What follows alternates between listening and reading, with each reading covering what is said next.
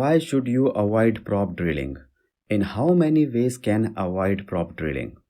तो हमें prop drilling पता है, राइट? क्या होती है?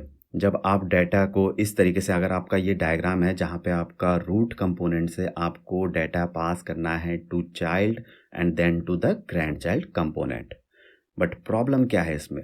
सपोज आपको बस चाइल्ड 2 को डेटा चाहिए from root app component, still आप क्या कर रहे हो, पेरेंट 2 को भी डाटा पास कर रहे हो और उसको ज़रूरत भी नहीं है, पर करना पड़ेगा क्योंकि हमें चाइल्ड 2 में डाटा भेजना है, तो पेरेंट 2 में देना ही पड़ेगा, जो कि अननेसेसरी है और इसलिए ये एक प्रॉब्लम है प्रॉप ड्रिलिंग। तो इसके लिए क्या करेंगे? इसके लिए हम, जैसे सपोज ये हमारे सारे कंपोनेंट्स हैं, दूसरा डायग्राम देखते हैं। अब डाटा कैसे पास करेंगे?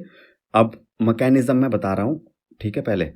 पहले हम एक सेपरेट स्टोर रखेंगे, सेंट्रल स्टोर, और जो भी आपके कंपोनेंट को डाटा चाहिए है, तो हम यहाँ पे हायरार्की नहीं फॉलो करेंगे कि एक में भेजेंगे उसके बाद दूसरे में, ऐसे नहीं। हम यहाँ पे ये सेंट्रल स्टोर से ही डाटा भेज देंगे जिसको भी चाहिए। रूट ऐप कंपोनेंट से सेंट्रल स्टोर में आया और वहाँ से जिसको भी ज़रूरत होगी उसमें डाटा चला जाएगा, ठीक है? तो ये था इस क्वेश्चन का आंसर। तो बट अगर देखें कि लिखने में कैसा है, तो 3 रीजंस हैं यहाँ पे why to avoid prop drilling. पहला, because of difficult maintenance. Prop drilling can make code harder to maintain as changes in data flow requires update across multiple components. 10 component की लेयर है, एक के बाद एक के बाद एक के बाद, सारे 10 में आपको अननेसेसरी आपको अपडेट करना पड़ेगा।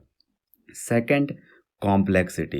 Obviously, it will increase the code complexity and reduces code readability.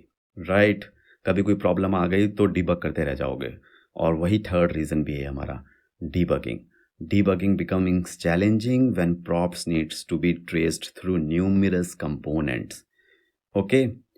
Now there are 5 ways to avoid. ये था हमारा पहला part, why to avoid prop drilling. Second है इन हाउ मैनी वेज।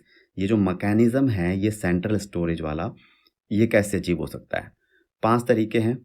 ये रहे, using the context API, using Redux, using component composition, using call back functions, and the most popular one is using custom hooks also. तो इनमें से आप कोई सा भी सेंट्रल स्टोर वाला तरीका कर सकते हैं, और ये सब यहाँ पे रिटर्न भी है जो कि मैं ऑलरेडी एक्सप्लेन कर चुका हूँ। तो इन तरीकों को हम आगे आने वाले क्वेश्चनों में कवर करेंगे।